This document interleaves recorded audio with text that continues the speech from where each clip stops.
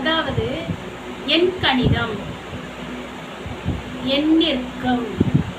எண்கள் எத்தனை இருக்கின்றன? மொத்தம் 10 எண்கள். அதாவது 1 2 3 4 5 6 7 8 9 0. 10 எண்கள் இருக்கின்றதா? அந்த எண்களுக்கும் கருவில் வளர்கின்ற குழந்தைக்கும் சம்பந்தம் உண்டு.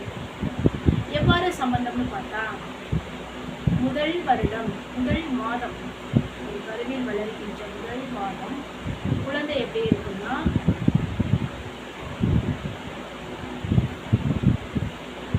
ஒன்று ஒரு ஃபோட்டல், ஒரு ஃபெர்டிலைசர் ஆகும்போது,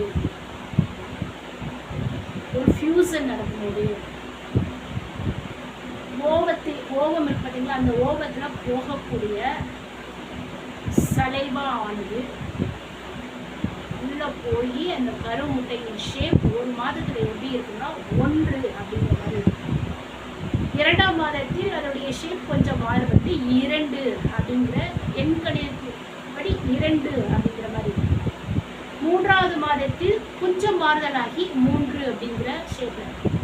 4ஆவது மாதத்தில் 4 அப்படி கொஞ்சம் திரை வடிவிலும் கீழே கொஞ்சம் செப்பரேஷனாக லைட்டாக கை கால் எல்லாம் உழைக்கணும்ல. 5ஆவது மாதத்தில் முழுமையான ஒரு உருவத்துக்கு வரும். 6ஆவது மாதத்தில் தலை மற்றும் உடல் இணையும்.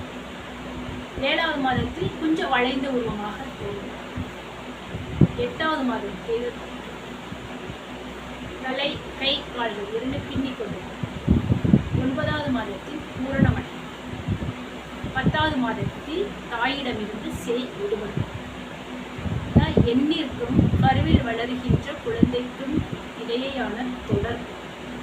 நன்றி.